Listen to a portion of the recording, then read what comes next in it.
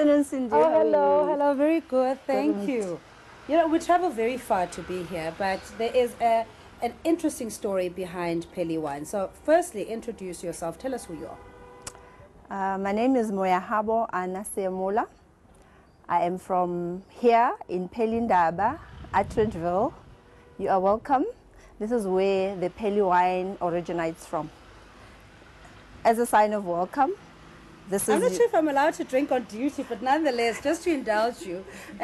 Cheers. So, who is the inspiration behind Paley wines? The inspiration of Paley wines comes from home, especially from this particular place we're at, which is my grandmother's place. She was a master brewer in sorghum beer, and apparently I used to taste a lot of that and enjoyed it with her guests in the yard. Okay. The name itself, Paley Wines, is an abbreviation or taken from Pelindaba, which is where we are. Yes. Give us the history, the richness of the culture and the people and your experience growing up in this place. Attridgeville, Pelindaba for me is an inspiration in a sense that as far as my growing up, I knew everything. I knew people and very great things coming from Attridgeville. There are very many people coming from Attridgeville who had made strides in very... who made it significant strides? Exactly. Yes? Like Dikgang Museneke, Baker Maseko, Dr. Vincent Mapai, who I always look up to, who have been behind me from this being a dream to it being a reality today. But did you start out knowing inherently, besides the desire, you were inspired by your grandmother's mastery in brewery, but when did this get to your vision that I want to establish my own brand? All right, I was in Nigeria. I was invited in Nigeria in 2010 after the burial of my mother. My mother passed away in May.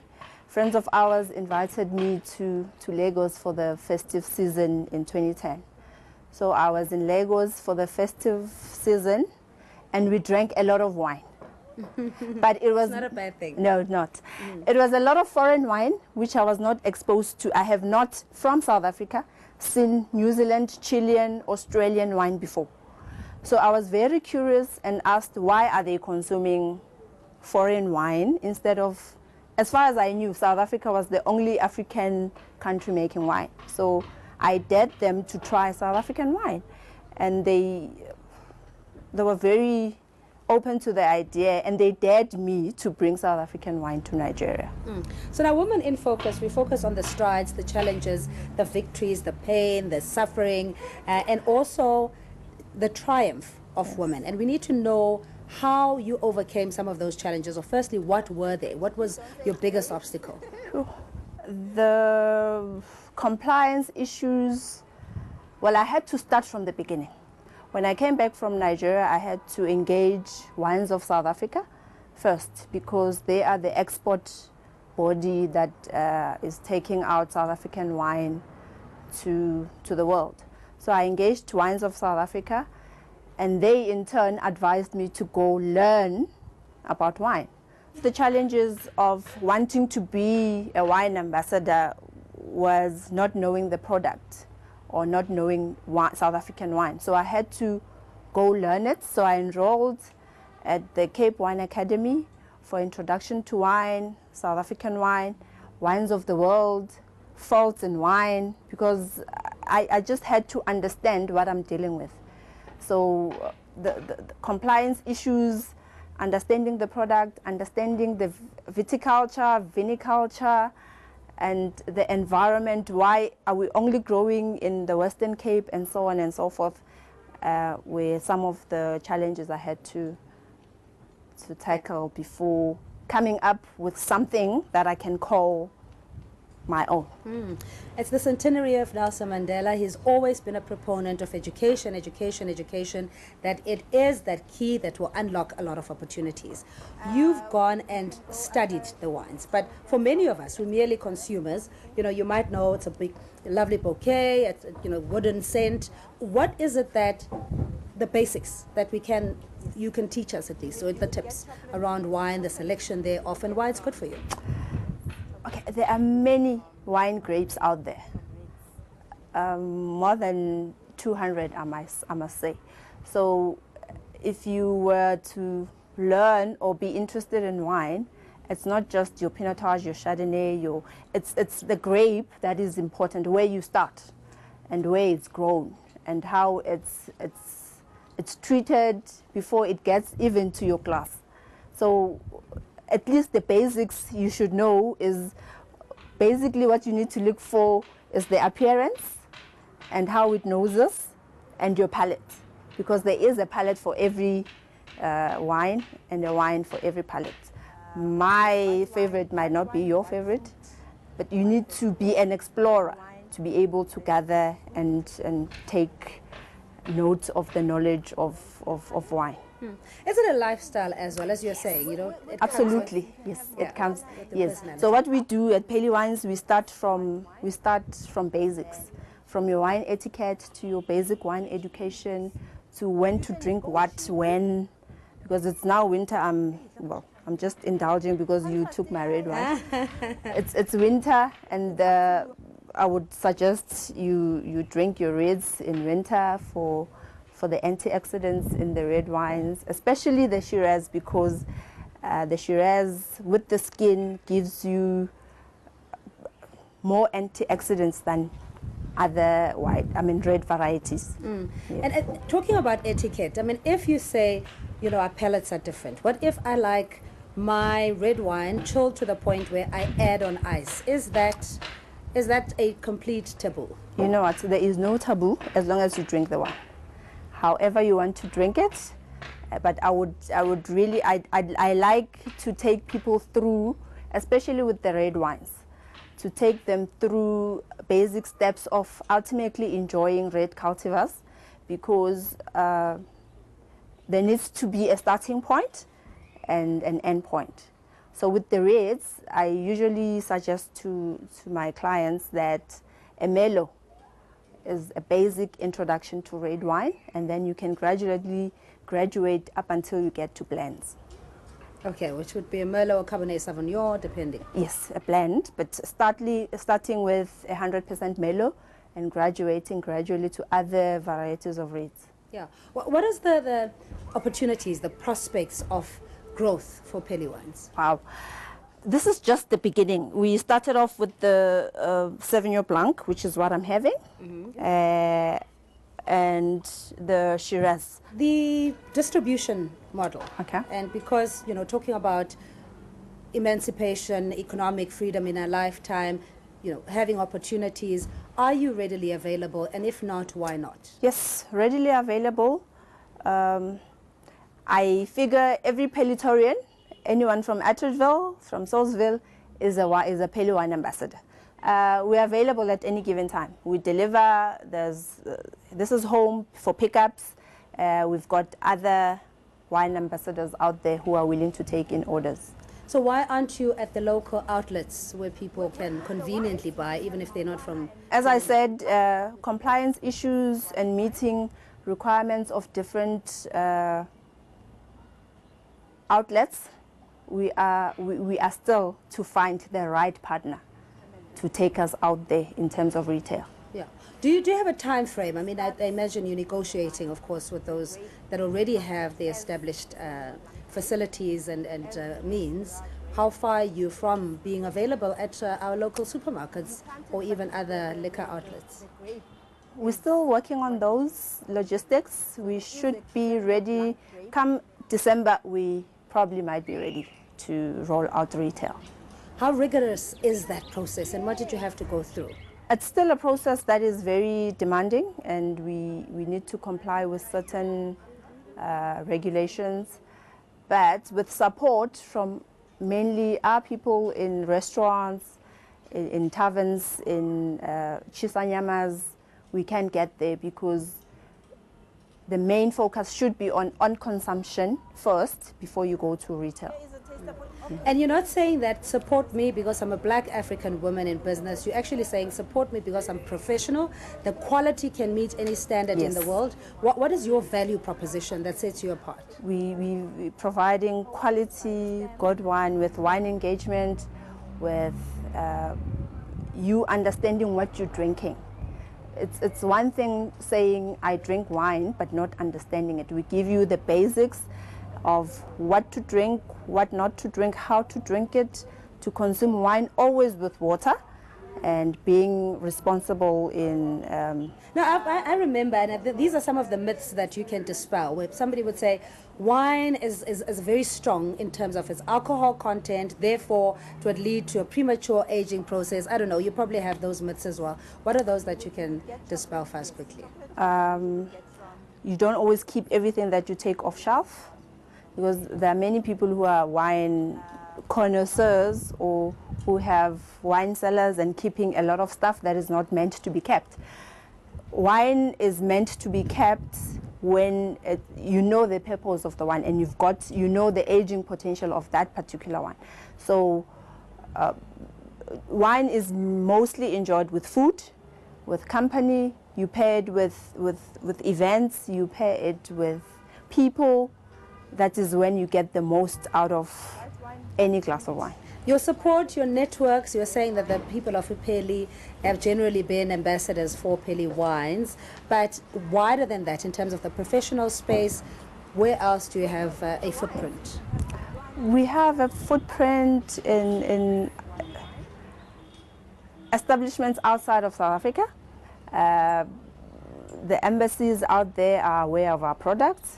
We've done several National Day events with our South African embassies out there. And it's not only people from Paley, it's people from Tshwane, it's people from Gauteng that are proud and are willing to work with us, to work with communities and work with groups that are interested, especially young people who would like to get to know this, and because there are many opportunities in the wine industry that are very unknown to us. Mm. And these are these almost memorabilia of sorts? Are these wine corks? Why is it that you have kept? Is it an obsession, or is it just a keep safe? Well, we as a wine club, we have a wine club, by the way. And as we drink, we just, it's just a memorabilia to say this is what we've consumed, how much we've consumed, and we're moving forward. So what is your profit margins, and how do you make your money? Okay, we started premium. We plan on going mid-range and entry-level wines, so that every aspiring wine drinker that cannot afford the premium is able to be accommodated in the mid and intro level range. And what are what's your price range? Okay, the Oat Start Sauvignon Blanc, which is a 2017 now vintage, goes for 150 per bottle, but if you buy a case of it, it's 780. And this baby here, which is our pride and joy, ultra premium Syrah, goes for 250 a bottle. Mm-hmm. And the reason for, somebody will say, why the price difference? Sauvignon Blanc is easy drinking, vintage 2017. This one was handpicked, the grapes were handpicked in it's a 2015 vintage. The grapes were handpicked in 2014.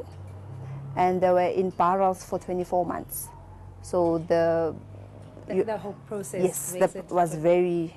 It's still reasonable, you know, especially with the quality. You've won awards. I'm told you also have accolades. Oh, yes. This accolade we received in Spain in 2017. We got invited to the National Day celebration in Madrid. So A La Mesa, which is an organization of wine in Spain, prompted us to enter the competition they were having at the time of the National Day event in April.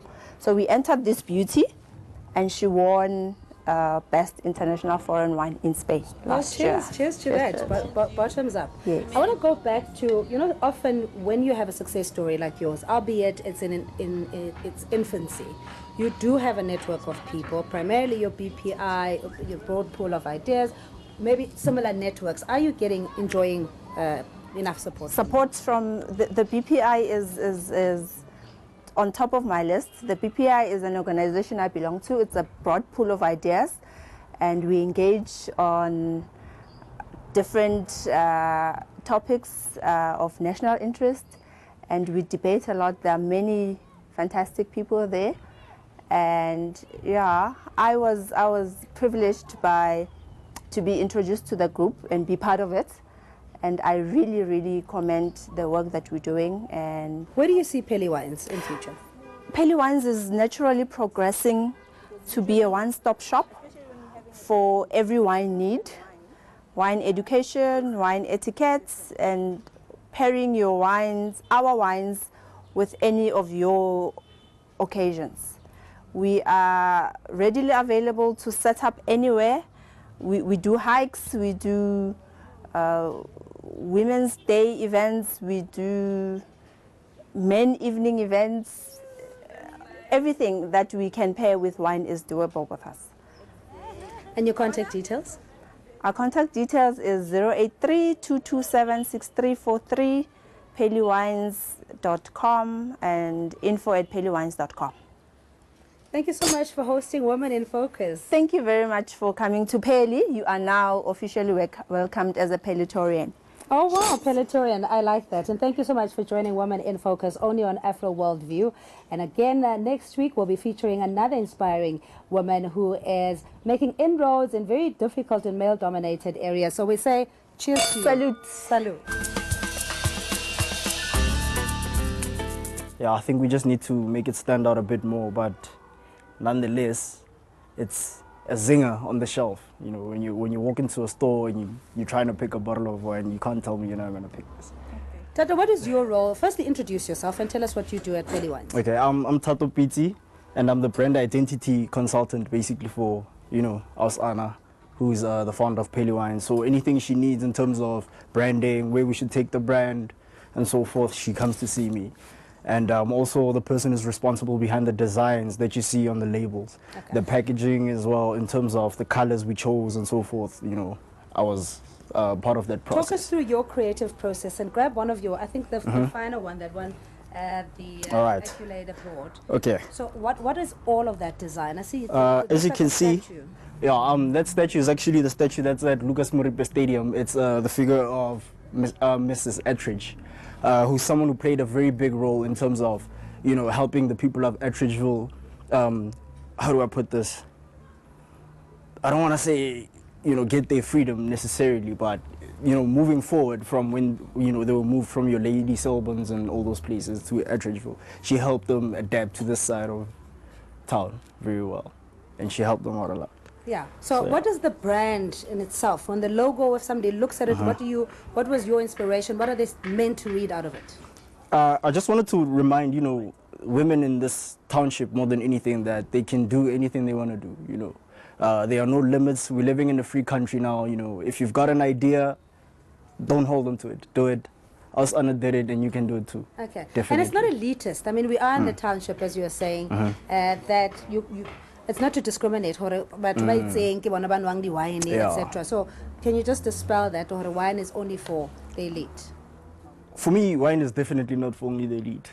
Wine is a product that you actually enjoy. Wine brings out a certain emotion.